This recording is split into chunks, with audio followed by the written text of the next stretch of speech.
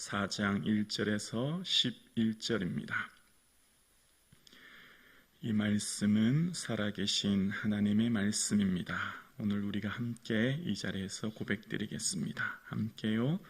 그리스도께서 이미 육체의 고난을 받으셨으니 너희도 같은 마음으로 갑옷을 삼으라. 이는 육체의 고난을 받은 자는 죄를 그쳤음이니 그 후로는 다시 사람의 정욕을 따르지 않고 하나님의 뜻을 따라 육체의 남은 때를 살게 하려 함이라. 너희가 음란과 정욕과 술 취함과 방탐과 향락과 무법한 우상 숭배를 하여 이방인의 뜻을 따라 행한 것은 지나간 때로 족하도다. 이러므로 너희가 그들과 함께 그런 극한 방탕에 다름질하지 아니하는 것을 그들이 이상히 여겨 비방하나 그들이 산자와 죽은 자를 심판하기로 예비하신 이에게 사실대로 고하리라. 이를 위하여 죽은 자들에게도 복음이 전파되었으니 이는 육체로는 사람으로 심판을 받으나 영으로는 하나님에 따라 살게 하려 함이라. 만물의 마지막이 가까웠으니 그러므로 너희는 정신을 차리고 근신하여 기도하라. 무엇보다도 뜨겁게 서로 사랑할지니 사랑은 허다한 죄를 덮느니라. 서로 대접하기를 원망 없이 하고 각각 은사를 받은 대로 하나님의 여러 가지 은혜를 맡은 선한 청지기같이 서로 봉사하라. 만일 누가 말하려면 하나님의 말씀을 하는 것 같이 하고 누가 봉사하려면 하나님이 공급하시는 힘으로 하는 것 같이 하라. 이는 범사에 예수 그리스도로 말미암아 하나님이 영광을 받으시게 하려 함이니 그에게 영광과 권능이 세세 무궁하도록 있느니라. 아멘. 베드로는 이 땅을 살아가는 우리 성도의 삶을 청지기라고 이야기합니다. 청지기는 주인이 맡겨준 재산과 종들을 관리하는 사람입니다. 청지기의 특징은 모든 것이 다 주인의 것입니다. 제 것은 아무것도 없습니다. 단지 관리하는 사람인 거예요. 언제까지요? 주인이 올 때까지 맡겨준 잠깐의 시간만 관리하면 되는 겁니다. 성도는 내 것이 아무것도 없습니다. 모든 것 다 주님의 것입니다. 주님이 오실 그날까지만 잘 관리하면 되는 거예요. 우리는 모든 것이 다 주님의 것이기 때문에 언젠가 우리의 삶에 맡겨준 100년의 인생을 하나님 앞에 직접 보고할 날이 있습니다. 어떻게, 어디에, 무엇을 위해 사용했는지에 대해서 내 입술로 예수님 앞에 고백할 날이 있음을 기억하라는 겁니다. 우리의 인생이 그리 길지 않다는 겁니다. 곧 주님 앞에 설 그날을 바라보라는 겁니다. 이것이 오늘 본문의 핵심이에요. 그래서 그렇게 이 땅을 살아가는 성도의 삶은 먼저 고난과 박해와 어려움이 있을 때에 마음을 잘 지키라는 겁니다. 1절에 보면 그리스도께서 이미 육체의 고난을 받으셨으니 너희도 같은 마음으로 갑옷을 삼으라. 전쟁 시에 몸을, 신체를 보호하기 위해 주로 금속이나 가죽 재질로 몸의 중요한 장기를 보호하는 갑옷처럼 보여주는 육체의 갑옷이 아니라 보이지 않은 마음의 갑옷을 입어서 보호하라는 겁니다. 왜요? 사단은 끊임없이 성도의 마음을 공격하기 때문입니다. 마음이 무너지면 인생이 무너지기 때문이에요. 예수님께서 이 땅에 계실 때에 죄 없으신 예수님께서는 우리 위에 고난 당하셨듯이 우리도 때로는 죄 없음에도 불구하고 억울한 고난과 어려움 당할 수 있지만 그런 순간이 다가올 때에 계속되는 공격 앞에 마음이 무너지지 않도록 갑옷을 입으라는 겁니다. 어떻게 해요? 예수님께서 이 땅에 계실 때 육체의 고난 당하셨던 것처럼 우리도 억울한 고난과 어려움 당할 수 있다는 겁니다. 그럴 때 낙심하지 말라는 겁니다. 예수님께서 당하셨던 것처럼 우리도 을에 그럴 것을 생각하고 이 땅을 살아가야 된다는 거예요. 그래서 청지기인 우리의 인생은 시간이 얼마 남지 않았음을 기억하라는 겁니다. 우리는 영원히 주와 함께 살지요. 그런데 이 땅에서의 삶은 육체를 입은 기간만 우리가 이 세상에 제한된 시간을 산다는 것을 잊지 말라는 겁니다. 그래서 이 땅을 살아가는 우리의 삶은 늘 두 가지의 선택을 하며 살아가야 된다는 겁니다. 인간의 본성을 따르며 살 것인가, 하나님의 뜻을 따르며 살 것인가를 매 순간마다 선택하라는 겁니다. 2절이에요. 그 후로는 다시 사람의 정욕을 따르지 않고 사람의 뜻을 따라 육체의 남은 때를 살게 하려 함이라. 이 땅을 살아가는 정직의 삶의 특징은 시간이 제한되어 있다는 겁니다. 100년의 인생 가운데 50년을 살았으면 50년이 남았을 터이고 70년을 사셨으면 계산해보면 나오지요. 30년이. 아니 30년이 아닐 수도 있어요. 우리는 언제 주님 앞에 설지는 아무도 몰라요. 우리의 마지막 순간은 아무도 모르는 것이지요. 그렇기 때문에 우리의 선택의 순간 가운데 늘 내가 하고 있는 이 선택이 내 본성에서 나오는 특징을 이 3절 이하에 보면 무슨 음란, 정욕, 술 취함 같은 것으로 비유하고 있습니다. 이런 것들을 쫓아 살지 하나님이 기뻐하시는 그 뜻인가를 매 순간마다 선택해야 된다는 거예요.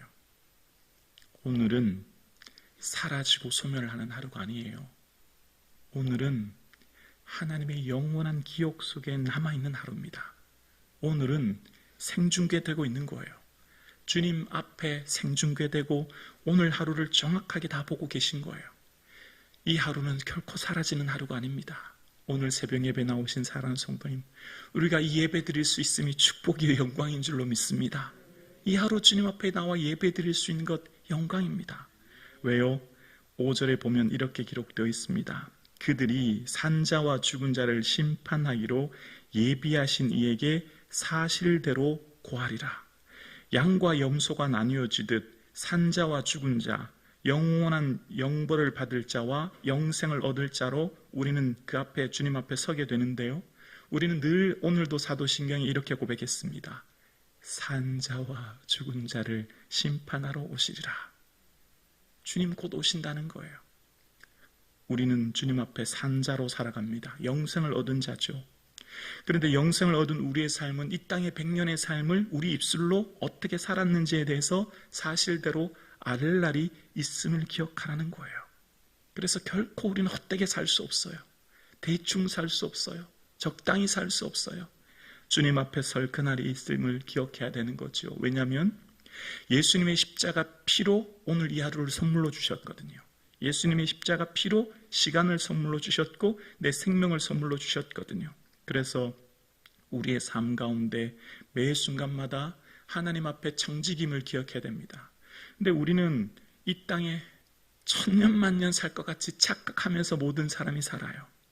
장례식장 가면 나는 저 장례식장 내게는 온다고 생각하지 않습니다. 다 남의 일로 생각하지요. 다 남의 사건으로 기억해요. 그러나 그렇지 않다는 것을 기억해야 됩니다. 어떻게 기억할 수 있을까요? 어떻게 우리가 이 땅의 인생이 잠깐이고 어떻게 우리가 이 세상의 삶이 얼마 남지 않았음을 기억할 수 있을까요? 늘 기도해야 된다는 거예요. 기도밖에 없다는 겁니다. 7절입니다.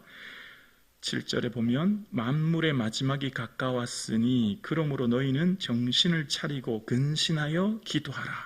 마지막이 점점 다가오고 있어요. 누구에게나 점점 끝이 다가오고 있는 거예요. 정신을 차리고 근신하다라고 하는 말은 절제하라는 말이죠. 절제하고 기도하라는 거예요. 근데 근신하다는 말은 절제하다는 의미도 있지만 정신을 차리다라는 의미가 또 있는 거예요. 그러니까 정신 차리고 기도하라는 거예요. 정신을 바짝 차리고 기도하라는 겁니다. 그냥 어영어영 지나다 보면 기도하지 않으면 어떻게 될까요? 내 인생이 내가 천년만년 살 것 같이 생각하고 다 내 것이라고 생각하고 내가 영원히 누릴 것이라 생각하지만 그렇지 않다는 겁니다. 이렇게 하루의 첫 시간을 주님 앞에 나올 때 오늘 하루도 주님이 선물로 주셨지. 수요 예배 나올 때 벌써 3일이 지났구나. 주일 예배 드릴 때 이렇게 일주일이 지났지. 예배는 우리의 삶의 어떤 매듭 같아요. 그리고 늘 주님 바라보게 하죠. 예배가 없으면 어떻게 될까요? 기도가 없으면 어떻게 될까요? 착각하죠. 착각. 그냥 막 흘러가는 거예요. 우리는 늘 우리의 주어진 시간에서 정신을 차리고 절제하며 기도하라는 겁니다. 기도하는 사람이 사랑의 삶을 살게 된다는 겁니다. 8절이요. 무엇보다도 뜨겁게 서로 사랑할지니 사랑은 허다한 죄를 덮느니라. 기도하는 사람이 결국 사랑의 삶을 사는 거예요. 누구 때문에 라는 말이 사라지는 거예요. 누구 때문에. 누구 때문에는요, 다 내 때문이지요. 기도하면 내 때문인 것을 알게 돼요. 기도하면 내가 죄인 중에 예수님을 알게 돼요. 기도하면 내 허물이 알게 되는 거죠. 기도하면 사랑하게 되는 것이고, 사랑대의 허물을 덮게 되는 겁니다. 그래서 주님 앞에서 기도의 삶을 살라고 이야기하는 겁니다. 그리고 우리의 삶 가운데 10절에 이렇게 이야기합니다. 우리의 정체성을 이야기합니다. 함께 고백할까요? 각각 은사를 받은 대로 하나님의 여러 가지 은혜를 맡은 선한 정직이 같이 서로 봉사하라. 아멘. 예수님께서도 설교하시고 이 땅에서 하나님 나라를 선포하실 때 예수님께서도 늘 말씀하셨습니다. 두 부류의 정직에 대해서 말씀하셨어요. 먼저 선한 정직이, 지혜로운 정직이와 또 악한 정직이로 나눠지는데, 누가복음 12장 42절 후반부에 보면 나오죠. 선한 정직이, 진실한 정직이는 그 집 종들을 맡아 때를 따라 양식을 나눠주는 자, 맡겨진 일들을 충실히 감당하는 자, 선한 정직이라고 얘기해요. 그런데 악한 정직의 특징이 있어요.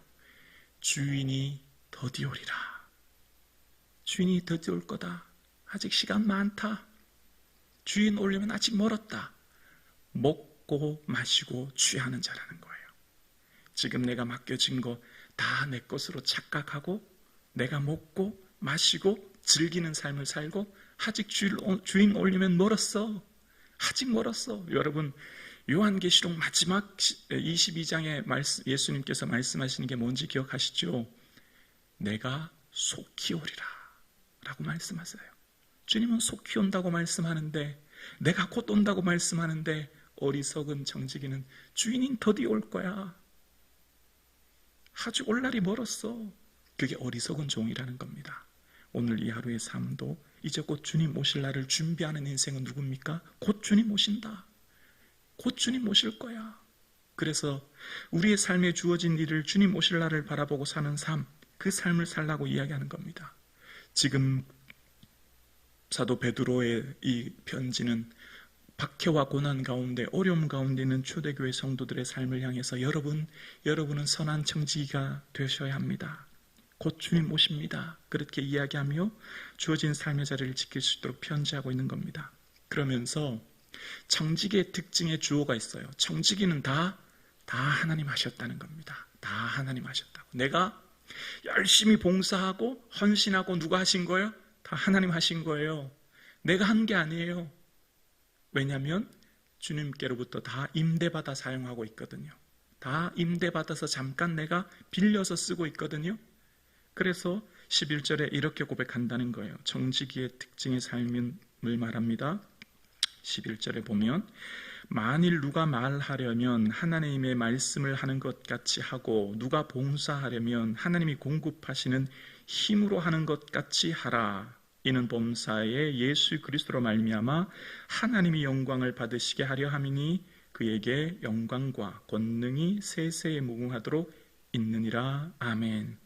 모든 봉사, 모든 언어, 모든 삶의 주어가 누구라고요? 하나님이라는 거예요. 하나님. 어떤 이야기를 할 때 내가 라고 이야기하고 은근히 나를 드러내는 삶 아니라는 거예요. 정직의 특징의 주어는 다 하나님이라는 겁니다. 누구에게 보여주려고 형식적으로 말하는 게 아닙니다. 많은 사람들이 하는 그냥 형식적인 은혜입니다 하는 게 아니라면 진심으로 진심으로 하나님을 고백하는 삶을 산다는 거예요. 그 사람이 결국 하나님의 나라를 이 땅에 이루는 삶을 사는 것을 이야기합니다.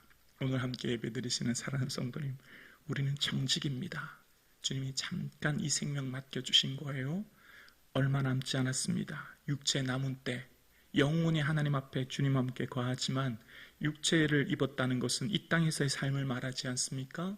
이 땅에서의 삶이 주님 나라 바라보고 살아갈 수 있는 것, 정신 차리고 절제하며 근신하며 기도할 때 사랑하게 되고 상대의 허물을 덮어주게 되고 그 삶의 자리를 하나님 나라로 만들 수 있는 힘을 오늘 본문은 우리에게 말하고 있는 겁니다. 예수님 앞에 설 때를 바라보며 그날을 사모하고 손꼽아 기다리고 내 사랑하는 예수님 만날 그때를 기억하며 오늘도 사실 수 있기를 주님의 이름으로 축원합니다.